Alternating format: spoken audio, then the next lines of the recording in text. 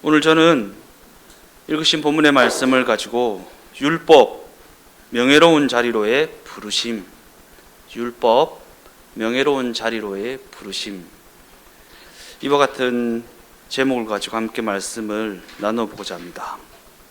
율법 하면 무엇이 떠오릅니까?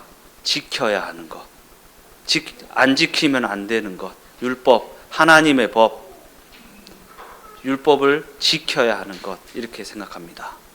그리고 율법, 지켜야 하는 것, 이런 생각에 꼬리를 물고 안 지키면 벌 받는 것, 이렇게 생각합니다. 안 지키면 벌 받는 것. 그러나 율법은 지켜야 하는 것이지만 안 지키면 벌 받는 것은 아닙니다. 우리 자녀들이 엄마 아빠의 말을 다 잘 듣는 거 아니잖아요. 근데 그들을 엄마 아빠 말 안 들었다고 죽입니까? 살립니까? 어쩝니까? 그죠? 하나님 아버지께서 우리에게 주신 법, 율법은 명예로운 자리로의 부르심입니다. 명예로운 자리의 부르심. 예전에 막 영화 같은 거 보면 아버지의 뜻을 이루어 드려서 아버지의 명예를 살렸다, 뭐 그런 얘기 있죠.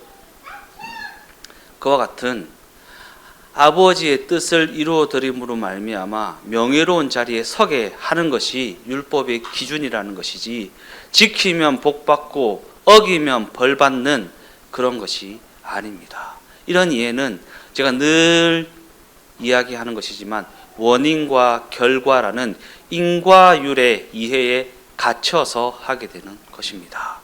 내가 복 받는 이유, 내가 벌 받는 이유, 내가 천국 가는 이유, 내가 지옥 가는 이유, 그런 것들을 찾다 보니까 나에게서 여튼 그와 같은 관점을 가지고 율법에 대한 이야기 한번 해보겠습니다.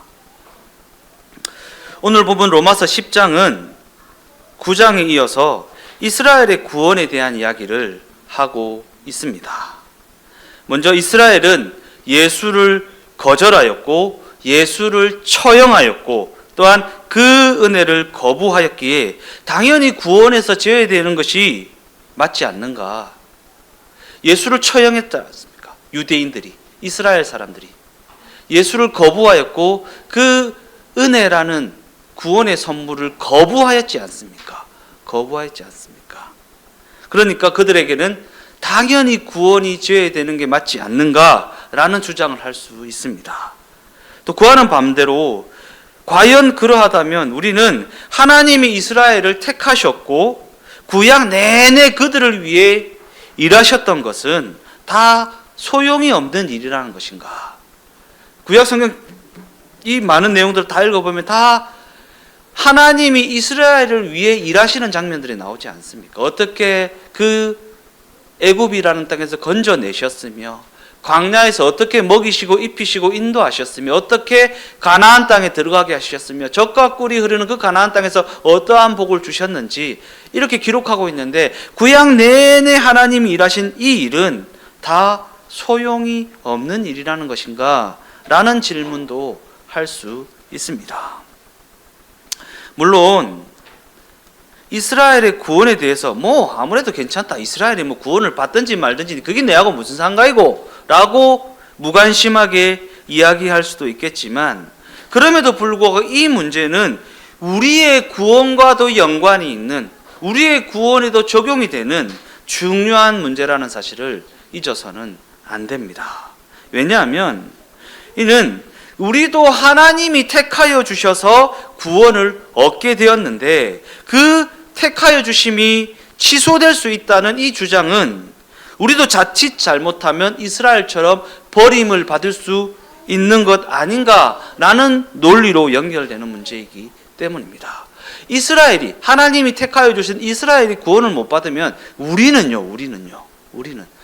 그들보다 낫냐? 그들보다 잘났냐? 그래도 저는 예수님을 처형하지는 않았습니다. 예수님을 거부하지는 않았습니다. 라고 이야기할 수도 있겠지만 아니요. 그들이나 우리나 개찐 도찐 뭐 이런 얘기 있죠. 똑같습니다. 똑같습니다.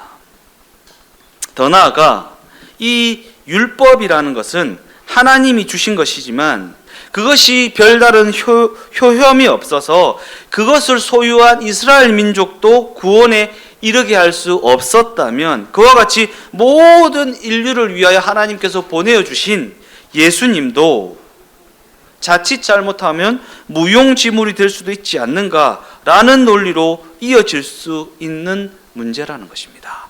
이스라엘 백성들이, 유대인들이 집착했던 것이 무엇입니까? 율법이요, 율법. 하나님의 법을 지키면 구원받고 안 지키면 구원받지 못한다라는 그러한 논리로 정죄하고 판단하고 주변 사람들을 욕하지 않았습니까? 그와 같이 하나님이 주신 율법을 받은 이스라엘이 그 율법으로 말미암아 구원에 이를 수 없었다면, 모든 인류를 위하여 주신 예수님도 자칫 잘못 율법처럼 별다른 효험이 없을 수 있지 않는가라는 논리로 이어질 수 있다라는 것입니다. 이에 대하여 사도 바울은 오늘 본문에서 이스라엘의 구원은 당연한 것이다 라는 선언을 하면서 이스라엘의 그 거부가 그들을 통하여 증거될 복음을 가로막지 못하였다. 이스라엘이 실패했음에도 불구하고 약속된 구원이 이방에게 흘러가게 된 것처럼 이스라엘의 구원은 그들의 배반과 그들의 거부로 말미암아 결정되는 것이 아니다라고 말합니다. 그들의 어떠함으로 말미암아 되는 것이 아니다. 그들의 거부가 그들을 통하여 증거될 복음을 가로막지 못했다. 우리가 예수를 어떻게 믿게 되었는지를 한번 떠올려 보십시오. 좋은 일이 있어서 예수를 믿게 되었는지, 나쁜 일이 있어서 예수를 믿게 되었는지. 거의 10중 8, 9는 나쁜 일이 있어서 예수를 믿게 되었습니다. 오늘 미애자매가 아주 허물을 벗고 우리에게 찾아왔습니다. 근데 정말 건강해 보이고 보기 너무 좋지 않아요? 근데 저 모습이 좋은 일이 있어서 시작됐습니까? 나쁜 일이 있어서 시작됐습니까? 우리가 안타깝게 사고를 인해서 다쳤는데 그 다침을 인해서 몸을 잘 관리하면서 지금 이렇게 됐잖아요. 그죠? 우리가 예수를 어떻게 믿게 되었습니까? 문제가 있어서 예수를 믿게 되었잖아요. 문제 때문에 하나님을 찾은 거죠. 아이고 하나님, 내 좀 도와주세요. 이 문제 좀 해결해 주세요. 이 병 좀 고쳐주세요. 이런 거잖아요. 그죠?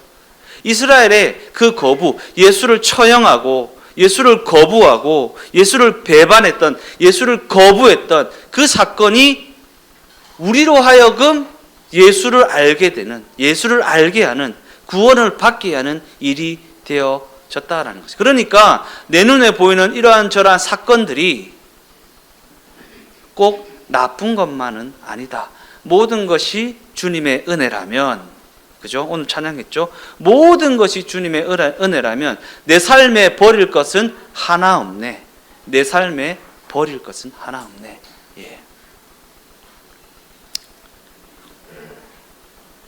그리고 이것이 바로 사도 바울이 전하고 있는 복음의 위대함입니다. 복음의 위대함.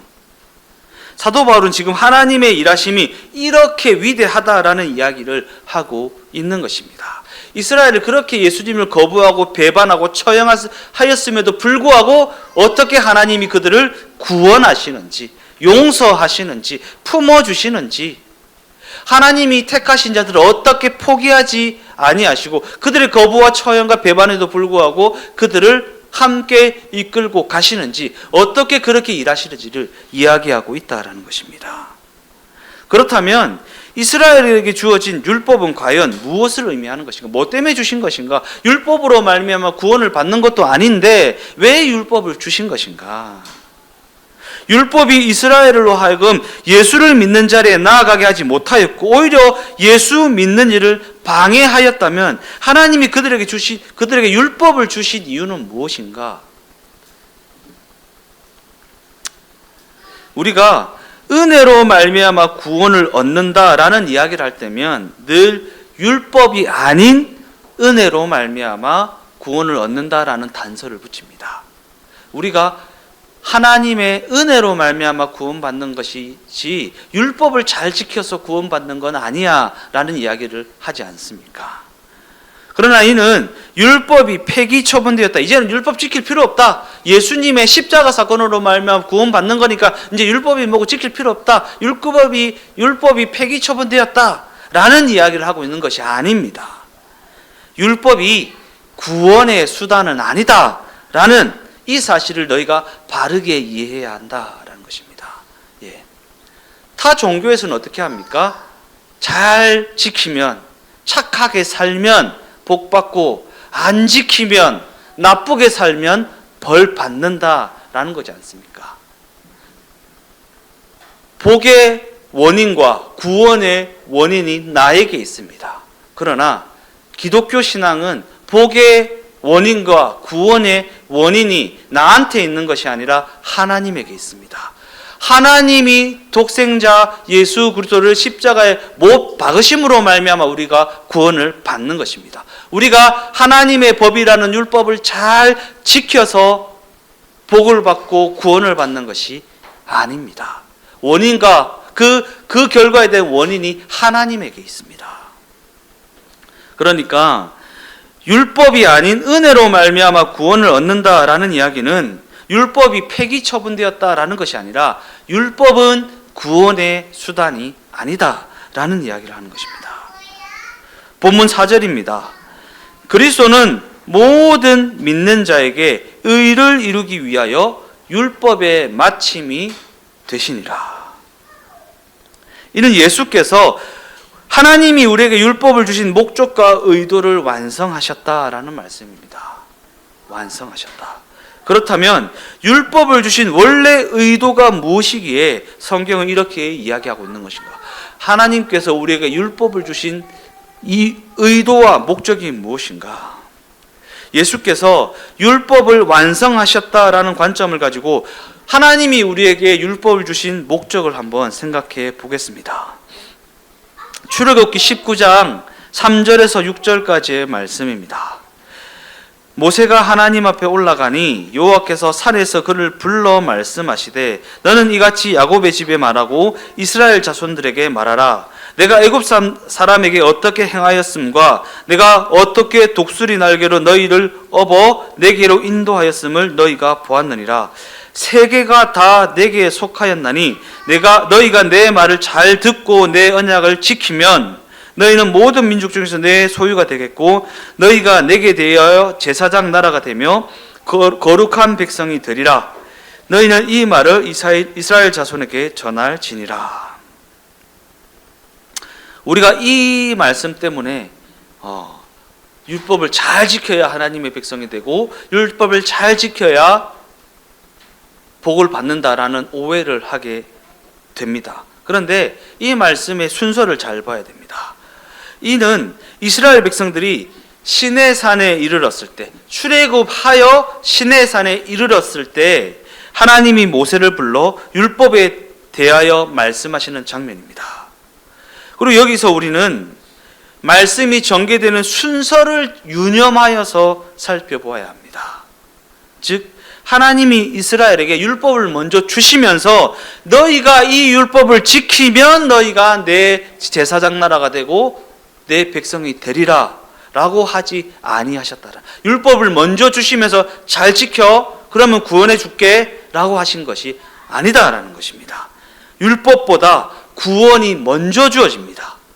먼저 구원하신 다음에 출애굽하신 다음에 시내산에서 율법을 주시면서 이 율법을 따라 살아가. 너는 내가 구원한 내 백성이니 내 백성답게 이 율법을 지키면서 명예로운 삶을 살아가라 라고 말씀하셨다라는 것입니다. 즉 이는 우리가 너희가 내 말을 잘 듣고 내 언약을 지키면 이라는 이 말씀을 어떠한 조건을 충족하는 것으로 이해해서는 안 된다라는 사실을 말해주고 있는 대목이라는 것입니다. 어떠한 조건이요? 구원받을 만한 조건, 복 받을 만한 조건. 예. 하나님, 내가 이렇게 율법 철두철미하게 지켰는데 왜 나한테는 저렇게 좋은 집 안 주세요? 내가 이렇게 열심히 예배드리고 열심히 헌신 봉사하고 헌금도 많이 하고 예배도 안 빠지는데 왜 나한테는 저 사람이 받은 저 복 안 주십니까? 라고 할 수 있는 근거로 삼을 수 있는 것이 아니다라는 것입니다. 그런 관점에서 성경은 하나님이 이스라엘을 불러내신 것을 그저 종되었던 애굽 땅에서 해방하는 것만을 목적하신 것이 아니다라는 이야기입니다. 그들이 거룩한 존재가 되게 하고 그들에게 거룩한 임무를 맡기기 위함이라는 것입니다. 그저 그냥 비참한 삶에서 꺼내는 것이 목적이 아니라 꺼내신 이유와 목적이 따로 있다는 것입니다. 우리로 하여금 하나님과 같이 거룩한 존재가 되게 하고 거룩한 존재가 된 자들로서 거룩한 임무를 감당하며 살아가게 하시기 위해서 꺼내셨다라는 것입니다. 그러기에 너희가 내 말을 잘 듣고 내 언약을 지키면 이라는 이 말씀을 어떠한 조건이 아니라 그의 백성들에게 주어지는 명예라는 관점으로 이해해야 한다라는 것입니다. 하나님의 백성다움, 구원받은 하나님의 백성다움, 위대하신 하나님의 백성다움, 그것을 겸비하게 하는 것이 바로 율법이라는 것입니다. 지키면 복받고 안 지키면 벌받는다가 아니라 하나님의 백성답게 만들어가는 것이 바로 하나님이 우리에게 주신 율법이라는 것입니다. 율법을 철두철미하게 지키면 요즘 교회 가면 율법 잘 지키면 복 받는다, 만사가 형통하다 이렇게 가르치지만 아니요. 솔직하게 냉정하게 율법 잘 지키면요 손해가 갑니다. 손해가 가요. 예. 율법을 철두철미하게 지키면서 살면 손해가 가요. 근데 그 손해가 무엇입니까? 하나님의 백성다움이라는 명예입니다. 내가 하나님의 백성이니까 이렇게 손해보고도 산다라고 하는 명예예요. 명예. 야, 확실히 예수 믿는 사람 다르더라. 지 이득 챙기지 않고 양보하고 져주고 빼앗겨주며 살더라. 예. 그러니까 제가 우리 성도들한테 장에 가서 깎지 마라. 장에 가서 깎지 마라. 한 돈 1,000원 더 주고 와라. 라고 하는 게 예수 믿는 자로서의 명예. 내가 5,000원짜리 1,000원에 사왔잖아. 이게 명예가 아닙니다. 명예가 아닙니다. 예. 장에 가다가 할머니가 그 시금치 얹어놓고 팔면 할머니 이거 다 주세요. 얼마예요? 10,000원만 주이소. 15,000원 드리고 이렇게 하시라는 거예요. 예수 믿는 자로서의 명예. 그저 그냥 비참한 삶에서 건져내는 것이 하나님이 의도하신 구원의 궁극적인 목적이 아니라는 것입니다. 하나님의 백성답게 살게 하시는 것, 하나님의 백성답게 만들어 가셔서 저 천국에서 하나님의 백성다운 모습으로 살아가게 하시기 위해서 우리를 그 비참한 삶에서 건져내셨다라는 것입니다. 그저 우리가 지은 모든 죄를 다 지워버리는 것을 목적하신 구원이 아니라 우리의 인생과 그 실존에 하나님께서 의도하신 그림을 그리시기 위해서 건져내셨다. 하나님께서 의도하신 그림을 그리시기 위해서 우리로 하여금 하나님이 원하시는 모습으로 만들어 가시기 위해서. 이와 같은 관점에서 볼 때 율법을 주신 의도는 과연 무엇이라고 할 수 있습니까? 율법을 주신 의도는 과연 무엇이라고 할 수 있는가? 십계명을 한번 생각해 봅시다. 십계명은 율법의 대표성을 띠는 내용이라고 할 수 있습니다. 그리고 십계명의 내용은 크게 하나님과의 관계를 다루고 있는 전반부와 이웃과의 관계를 다루고 있는 후반부로 그 내용을 나누어서 생각해 볼 수 있습니다. 십계명이요. 너는 나 위에 다른 신을 두지 말라. 너는 너를 위하여 새긴 우상을 만들지 말고 또 위로 하늘에 있는 것이나 아래로 땅에 있는 것이나 땅 아래 물속에 있는 것에 어떤 형상도 만들지 말며 그것들에게 절하지 말며 그것들을 섬기지 말라. 너는 네 하나님 여호와의 이름을 망령되게 부르지 말라. 안식일을 기억하여 거룩하게 지키라. 전반부 하나님과의 관계에 대한 내용. 후반부 네 부모를 공경하라. 살인하지 말라. 가늠하지 말라. 도둑질하지 말라. 내 이웃에 대하여 거짓 증거하지 말라. 내 이웃의 집을 탐내지 말라. 내 이웃과의 관계. 전반부와 후반부 내용을 나누어서 설명할 수 있습니다. 먼저 십계명 전반부는 하나님을 홀로 충분하신 분, 그러니까 다른 신 섬기지 마라. 내 혼자 충분하다, 내 혼자 완전하다, 내가 주인이다. 그러니까 다른 신을 섬기지 말라. 우상을 만들지 말라. 정한수 떠들고 빌지 말라. 너네들의 문제를 해결해주는 다른 그 무엇을 찾지 말라. 예. 이스라엘 백성들이 하나님을 섬기면서도 자신들이 비가 필요하니까 비를 준다는 신한테 가서 빌지 않습니까? 그러니까 그런 짓 하지 말라. 내가 충분하다. 나로서 너희에게 충분하다. 그 문제는 그 신이 비를 안 줘서 준 게 아니라 내가 준 문제이다. 너희가 그 사망의 음침한 골짜기를 걸어갈 수밖에 없게 해야만 했던 내 마음을 좀 헤아려 보라 라는 것입니다.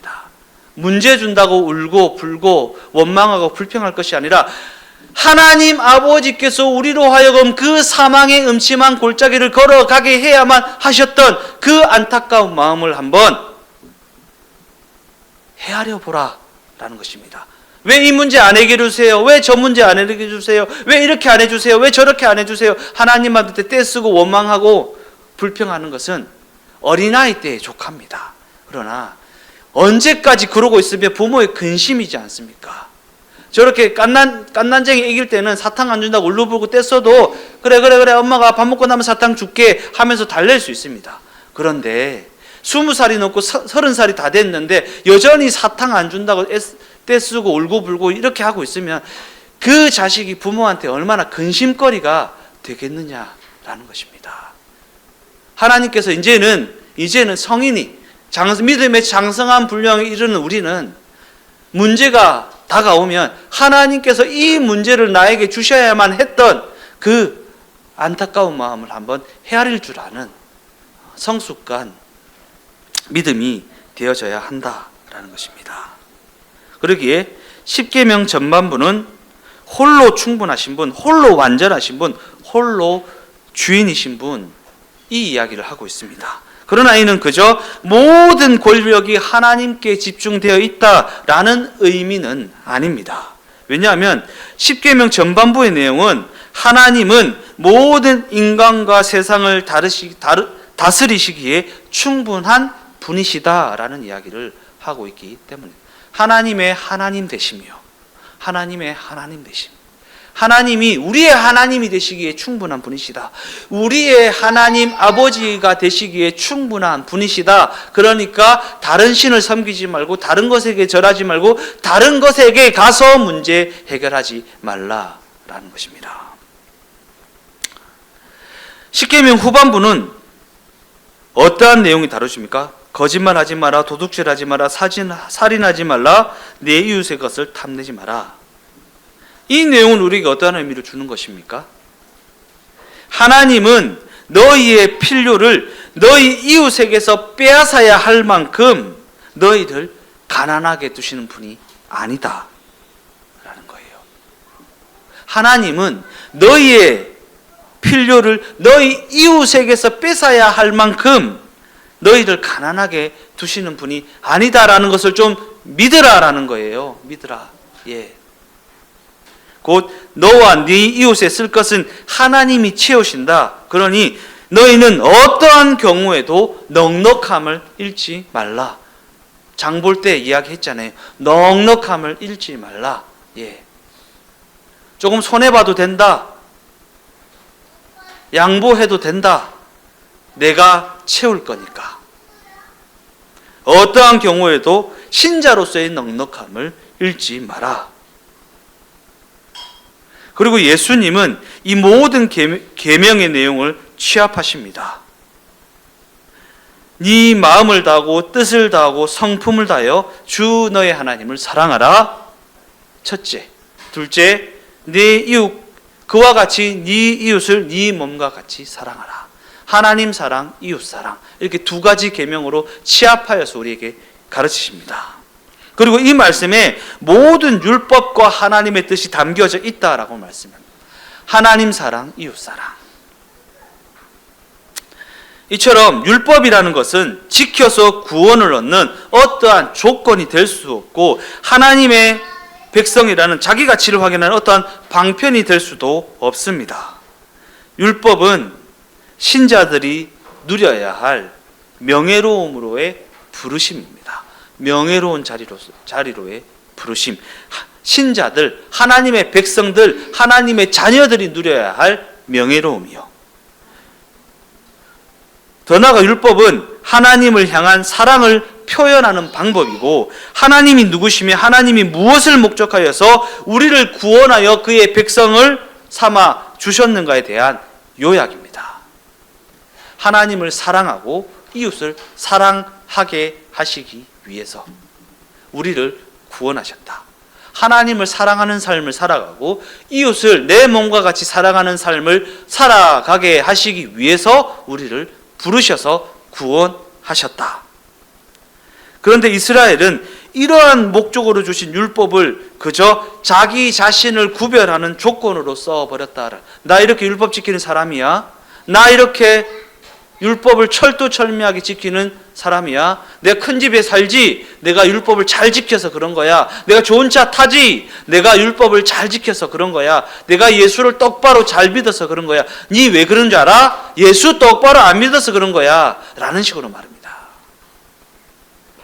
그래서 어떠한 일이 벌어지게 되었습니까? 예수님이 그들을 찾아오셨을 때, 예수님이 그들을 구별해주고 그들을 지켜 세워주는 그 율법의 기준과 맞지 않다라는 이유로 그 예수님을 거절해버렸습니다. 십자가에서 처형해버렸습니다. 이 대목이 바로 하나님이 우리에게 율법을 주신 의도에 벗어나서 인간의 죄성이 율법을 어떻게 악용하고 있는지가 드러나는 대목이라는 것입니다.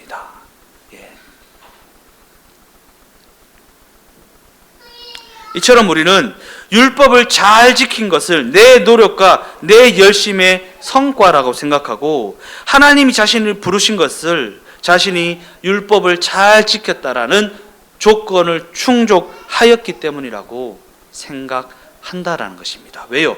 우리는 원인과 결과라는 인과율의 이해에 갇혀 있기 때문에, 벌 받는 데는 벌 받는 이유가 있고 복 받는 데는 복 받는 이유가 있다. 그러니까 교회에서 돈 많은 사람이 믿음이 좋은 사람이 되는 것입니다. 그죠? 아유, 저 사람 돈 많네. 율법을 잘 지켜가지고 복을 받았나 보다. 라는 식으로 오해한다라는 거예요. 이와 같은 인과율에 사로잡혀서 너와 나는 전혀 다른 존재야. 비교하지 마. 니랑 나랑은 성분이 달라. 나는 예수를 이렇게 잘 믿고 니는 그렇게 방탕하게 살아가잖아. 라는 식으로 생각하고 여전히 그 심각한 오해에서 벗어나지 못한 신앙생활을 하는 경우가 얼마나 많이 있냐라는 것입니다. 그러나 성경은 하나님과 인간 사이를 이을 수 있는 존재는 오직 예수님밖에 없다라는 사실을 분명히 못 박아 이야기하고 있습니다. 우리의 실력이나 우리의 노력이나 우리의 열심이 하나님과 우리의 관계를 어떻게 하지 못합니다. 오직 예수님만이 하나님과의 관계에 있어서 이음새가 되실 수 있다라는 것입니다.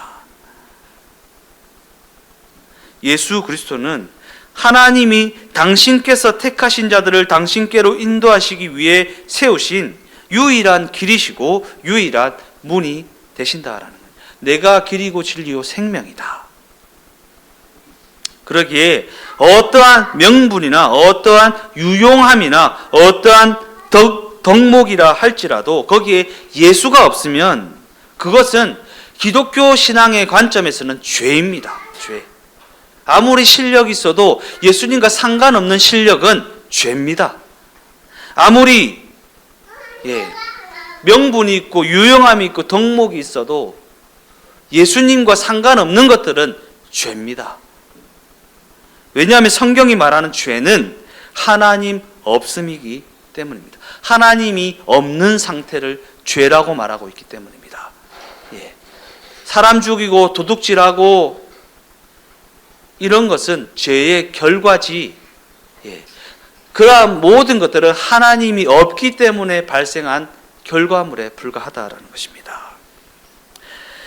갈라디아서 5장 22절에서 23절까지의 말씀입니다. 오직 성령의 열매는 사랑과 희락과 화평과 오래 참음과 자비와 양선과 충성과 온유와 절제니 이 같은 것을 금지할 법이 없느니라. 이 말씀의 강조점은요, 성령의 열매를 맺자라는 것이 아닙니다. 그냥 성령의 열매입니다. 성령의 열매가 무엇입니까? 성령께서 맺으시는 열매. 야, 우리가 열심히 노력하고 열심히 해서 성령의 열매를 맺자라는 이야기를 하고 있는 것이 아니라 이 같은 열매들은 성령께서 맺으시는 열매이다. 우리가 노력한다고 되어지는 열매가 아니다라는 것입니다.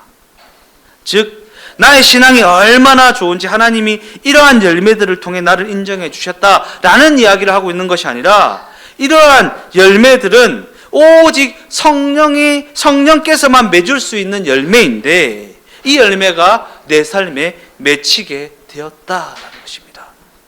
내 온유함,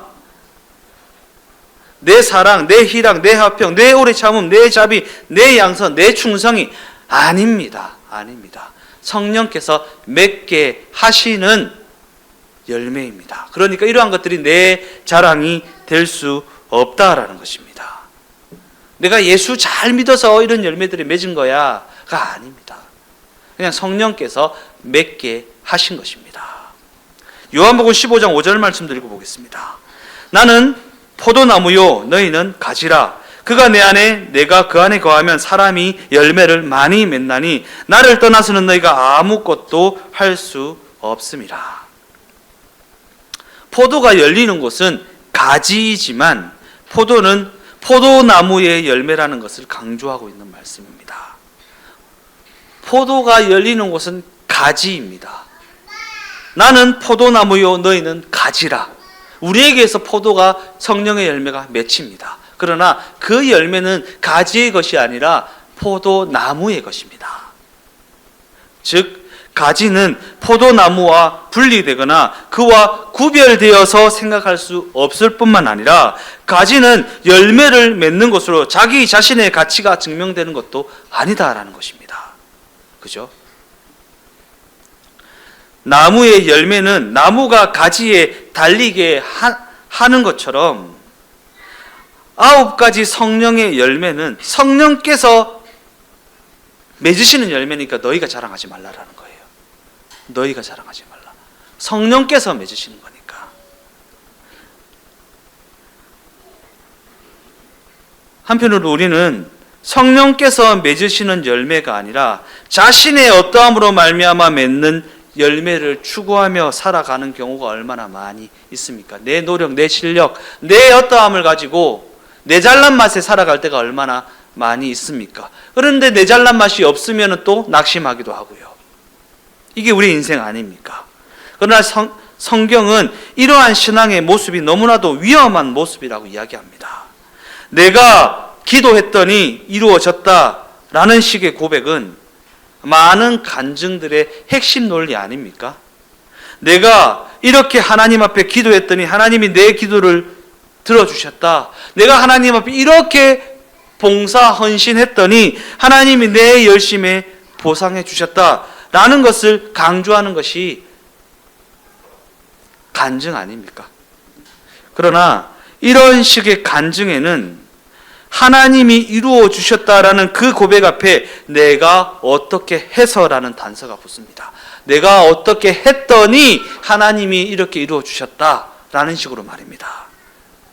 더 나아가 이 단서가 대부분 핵심적인 자리를 차지할 때가 얼마나 많습니까? 하나님이 이루어 주셨다가 핵심의 자리에 서는 것이 아니라 내가 어떻게 했더니 하나님이 이렇게 이루어 주셨다. 왜요? 우리 귀에 그렇게 들립니다. 우리 귀에. 왜요? 우리가 저 사람이 받은 그 복이 탐나거든요. 그러면 어떻게 하면 저 복을 받을 수 있을까? 저 사람이 저렇게 했더니 저렇게 받았구나. 나도 그러면 그렇게 하면 받을 수 있겠구나. 너무나도 위험한 생각이라는 것입니다. 내가 어떻게 해서 된 것이다 라는 이해입니다. 물론 신앙생활에 있어서 우리의 노력과 우리의 열심은 중요한 부분입니다. 그러나 우리는 우리의 신앙 고백이 하나님을 강조하고 있는지 자신의 어떠함을 강조하고 있는지 스스로 정직하게 돌아보아야 한다라는 것입니다. 내가 어떻게 했더니 하나님이 복을 주셨더라. 그러나 자기 자랑은 늘 어디를 향하게 됩니까? 자기 자랑은 어디를 향하게 되느냐? 상대방을 향한 정죄를 향하게 됩니다. 상대방을 향한 정죄. 너는 그렇게 안 해서 지금 그 모양 그 꼴인 거야 라는 식으로 말. 상대방을 향한 정죄. 율법을 가지고 말입니다. 내가 율법을 이렇게 철두철미하게 지켰더니 이렇게 하나님이 복을 주셨다. 네가 그 모양 그 꼴인 것은 네가 그렇게 안 해서 그런 거야. 아니요. 하나님 아버지의 마음을 한번 헤아려 보십시오. 저 안타까운 영혼이 사망의 음침한 골짜기를 지나게 하셔야만 했던 하나님의 그 안타까운 마음.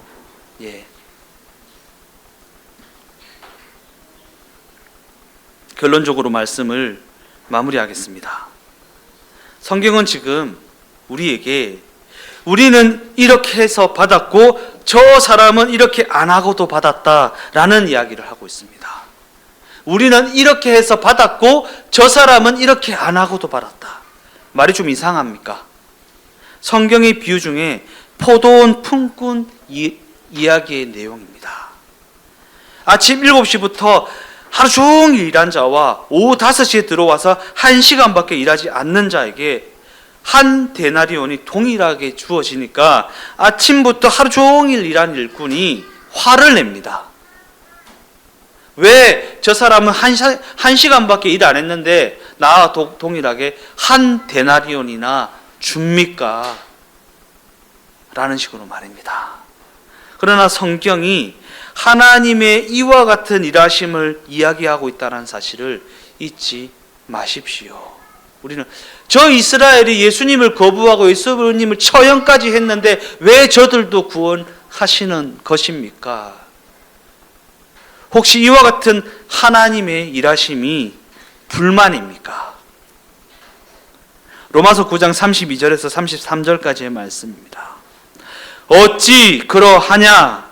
이는 그들이 믿음을 의지하지 않고 행위를 의지함이라. 부딪힐 돌에 부딪혔느니라.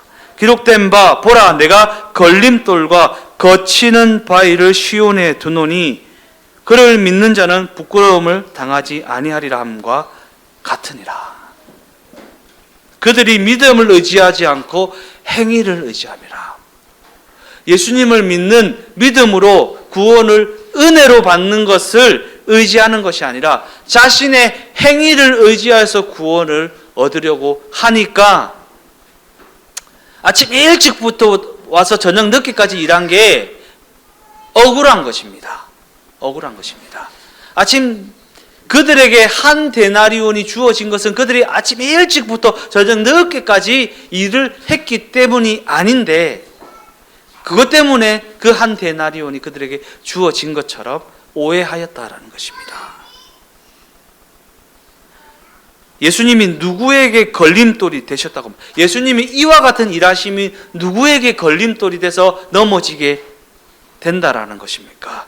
자신의 행위로, 자신의 어떠함으로 자신의 어떠함을 증명하려는 자들에게 걸림돌이 되었다. 자신의 행위로 자신의 어떠함을 증명하는 자들이 예수님의 이러한 일하심에 걸려 넘어졌다라는 것입니다. 그들은 아침에 온 자와 오후에 온 자가 똑같은 대우를 받는다는 사실에 항복하고 싶지가 않습니다. 나는 이렇게 똑바로 살았는데, 나는 이렇게 열심히 신앙생활 했는데, 나는 진짜 바르게 예수를 믿는데 저렇게 터무니없는 신앙을 가지고 가는 저들과 내가 똑같다고? 똑같은 대우를 받아야 한다고? 라는 식으로 말입니다.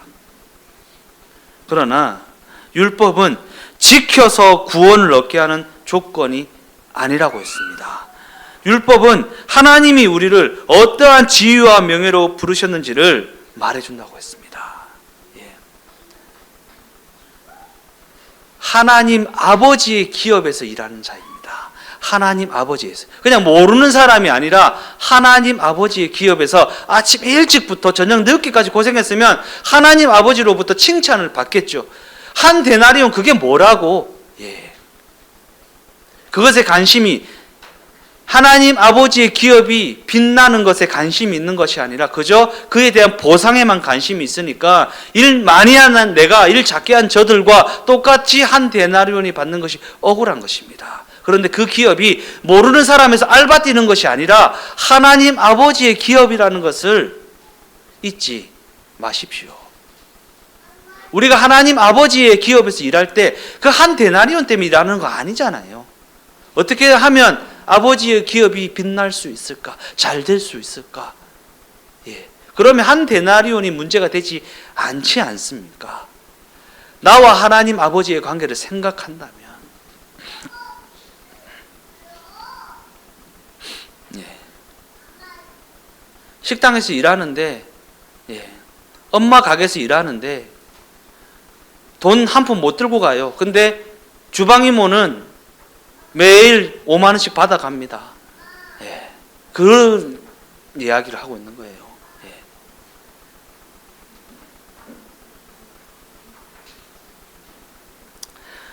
성경은 율법이든 믿음이든 그 모든 것을 사람을 살리기 위해 주셨다라고 말합니다. 그러기에 자신의 신앙생활을 어떠한 보상을 받아 그것을 가지고 증명하려는 생각을 버리십시오. 자신의 신앙을 누군가를 때려잡는 것으로 확인하려는 생각도 하지 마십시오. 누군가를 때려잡아야 됩니다. 예. 저 율법 안 지키는 놈들 벌 받아야 돼. 그래야 율법 잘 지키는 내가 돋보이니까.